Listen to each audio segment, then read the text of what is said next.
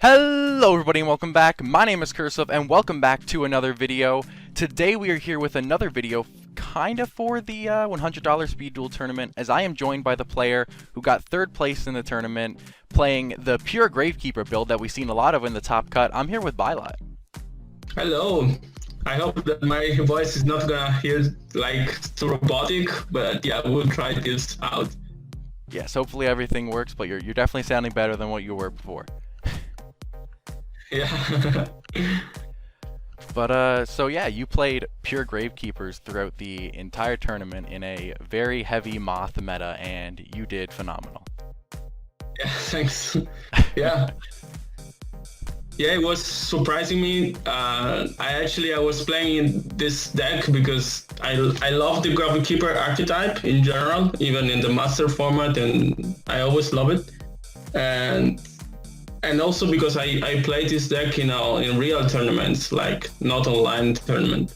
And I was thinking, oh well, let's try it out, and it went well. Oh yeah, that's fantastic. I mean, it was nice to see not a Moth deck do this well. I mean, you went 6-0 through Swiss, so that was pretty good. Yeah. But yeah, I have the deck list up here, and obviously I'm sure you have your own deck list, so we can start running through it whenever you're good. Yeah, let's do this. So I played 25 cards in the main deck, 6 side card and 5 extra, which are irrelevant, of course. So the first monster, we will go through the monster. The first monster is Ambusher. I played only one copy of Ambusher.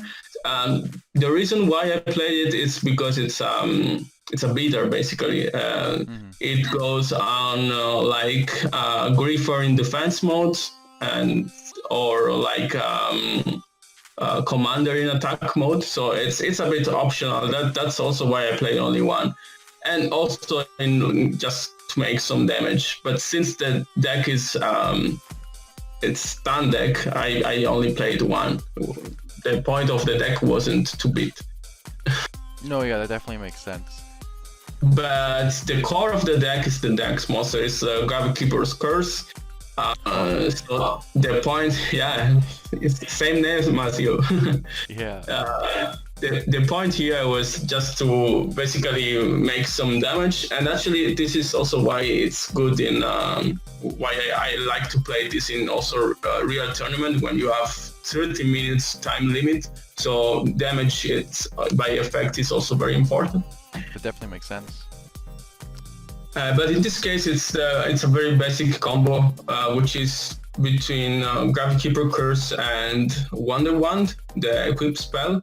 So the idea is to summon, make damage, use Wonder Wand to remove a monster from your field, draw 2 cards, possibly 2 traps, and then leave the field without monsters. So your opponent cannot go through the play with the parasite and go with Cocoon, etc.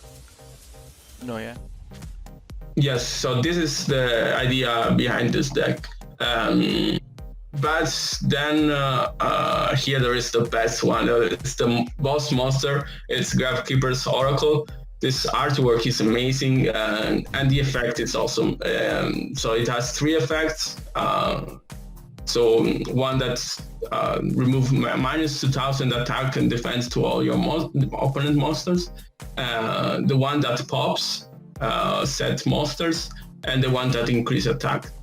The one that pops, it's been fantastic during the tournament because of I played in the Swiss against 3 insect stall. Yes, my favorite. Is something it's huge against this deck. No, yeah, definitely. And there's a lot of set cards currently in the meta too, so I'm sure Oracle definitely helps with all those monsters. Yeah, exactly, and it's searchable, and that goes to the next monster, which is Recruiter. This card is, I think it defines an engine, which is the Gravekeeper's engine, and can search anything, and it's amazing. There's nothing much to say more than this. The Searcher for the deck is a fantastic card, going +1 off Wonder Wand. No, Fantastic, definitely. No reason not to run it. Yeah, exactly. Then I play Spear Kuribo, 2 copies. The reason behind that is, I found that many players now is playing the Dust Tornado in the main deck, of course. So I wanted to have some defense cards that doesn't depend on my field background. And Spear Kuribo is actually only very good hand traps right now. That's why I play 2. I didn't play 3 because I prefer to play 1 more trap, respect after the Kuribo. But anyway, that's it. Then for the spell, I played Eradicating Aerosol, and so the skill is hidden parasite. No. Yep. Yep. Hidden parasite. Yeah. Sorry, I don't remember the name. So this card is very good. It's actually, I think, the only spell card right now in Spiel Duel that can destroy its monster by its own effect. And using the skill card, you can destroy whatever kind of where you make monsters insect type and you destroy all of them. And also it's good in the matchup against the insects because you can use it without the skills, and if you don't use the skill, then you can attack and your damage is not halved by the second effect of the skill. So this is why I play Aerosol. It's an out to like the commander combo, for instance, to remove 2 commander from the field or other stuff like that. And it's good because so you play Aerosol against like decks that play face-up monsters, and Oracle against defensive decks that plays set monsters. No, yeah, it's basically just like a pseudo dark hole in the Speed Duel format, and I've seen a lot of play before Cocoon came out, so I mean, it's already proven itself to be a good card. And yeah, it's nice to see. Yeah, I discussed with Tetra, another good player, and he told me once that it's a bit slow card, but actually the point is that this deck doesn't. It's a stand deck, so it can wait that you got this card to play the skill, so you don't have to rush with this deck. So it's very good for this kind of build. Yeah, that makes sense. Yeah. So the second spell that I play is Wonder Wand, as I said before. This card is very good. It pushes 500 attack to your spellcasters and has the effect to draw. The other, let's say, combo is to use Wonder Wand not on Curse but on Recruiter. So you will go for drawing 2 cards plus using Recruiter and search another monster. Mm-hmm. And a lot of people too tend to want to hit Wonder Wand with like Dust Tornado, for example, as soon as they see it. So it definitely helps bait out.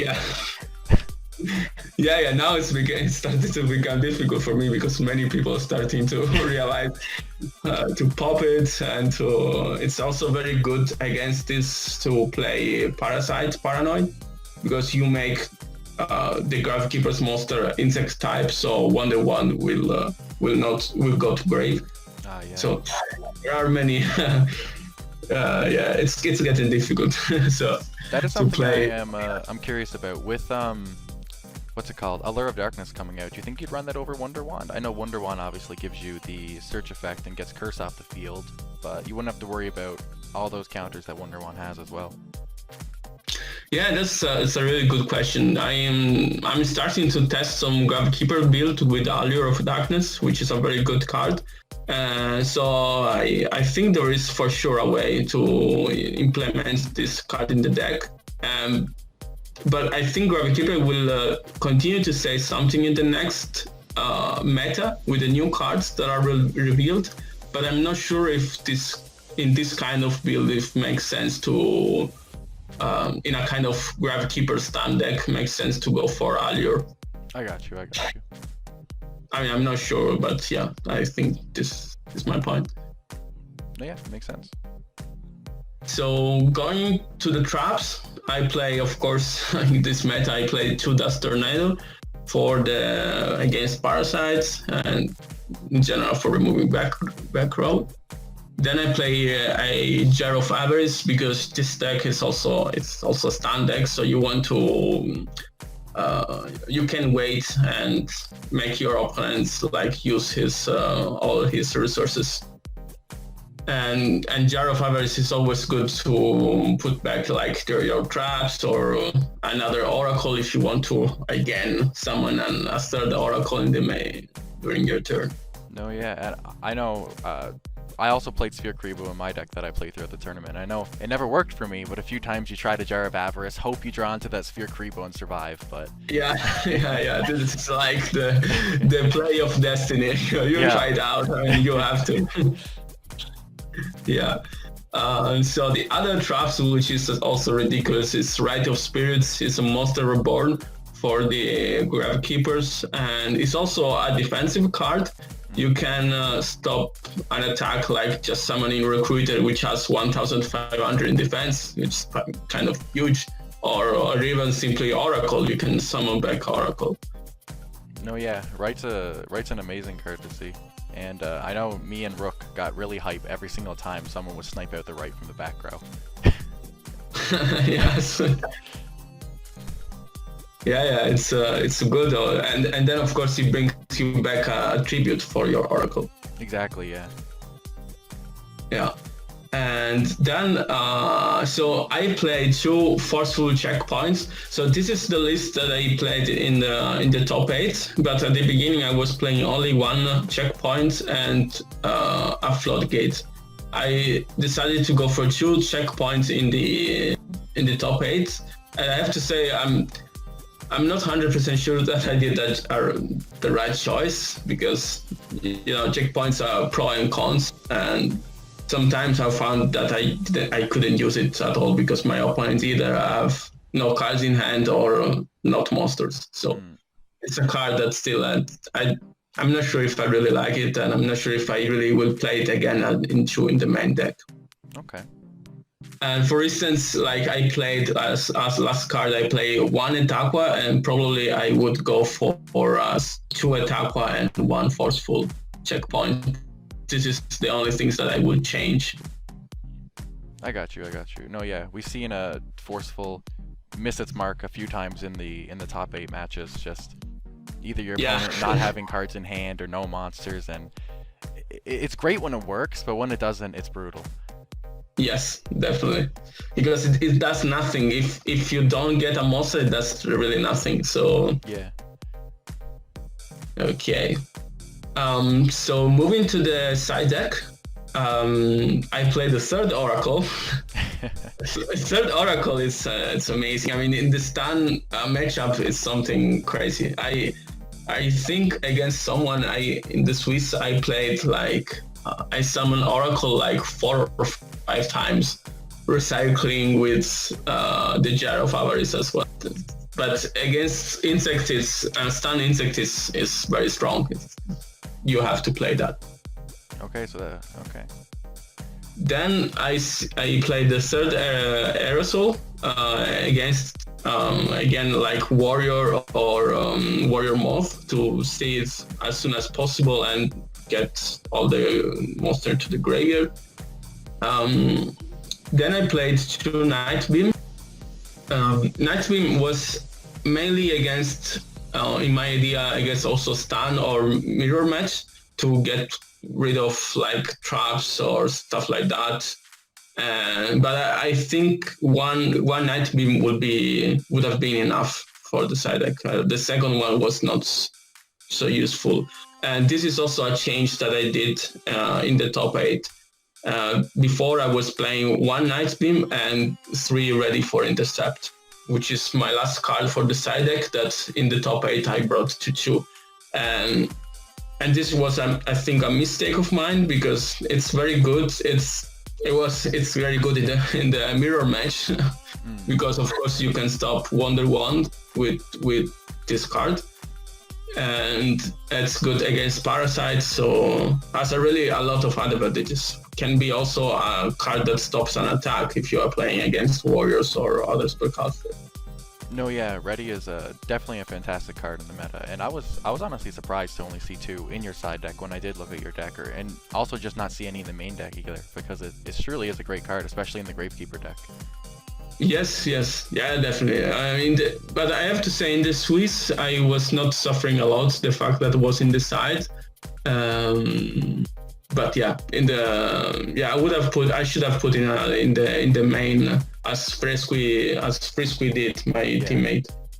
And actually, with that, I would like to say that this list was anyway a work of our team, which is called United We Stand. We are 5 people. It's me, Frisky, which is the guy that won the tournament, Justice, Indian Girl 96, and Team United. Sorry for this short advertisement. No worries, man.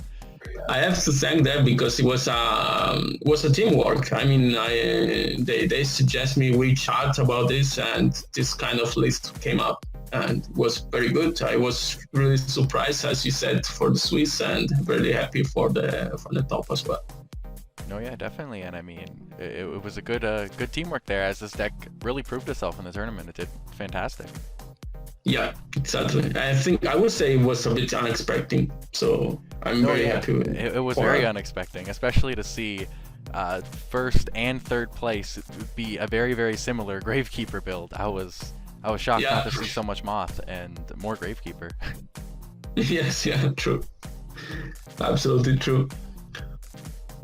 But yeah, I have one more question for you. I know you already mentioned Forceful and Night Beam as things you would change. Is there any other cards that you think you'd change in the deck that you found didn't help you as much as you would have hoped? No, I would say that the one that I cited before are the changes, because I thought through it already. I thought what I could have changed, and I would say just the checkpoints, which is a very particular card. And the second Night Beam, just because I don't really need it, the second Night Beam in the side, but probably I would have needed a third already for intercepting. So if in details, I would go for 1 or 2 ready for intercepting in the main deck, and maybe the checkpoints in the side to use it just against like Parasite deck or something like this. Okay, cool. Sounds good. Well, thank you so much for going through the deck with me and being on the channel, man. And congratulations once again on 3rd place. Thank you very much. And yes, it was great to have this chat. No, yeah, and I hope to see you in future tournaments I host as well. Yes, sure. All right. Of course. Fantastic, man. All right, thank you very much. Thank you, and bye. All right, see you later. Alright, so that's going to be a wrap now, guys. Thank you guys so much for watching this video, and once again, thank you to bylot for coming on the channel and explaining this this Gravekeeper deck that truly did a fantastic job in the tournament. It's nice to see something besides Moth, and seeing this take up just as many slots in the top 8 as Moth was genuinely insane. But anyway, that's going to be a wrap, guys. I'll catch you guys all tomorrow for another video. Peace.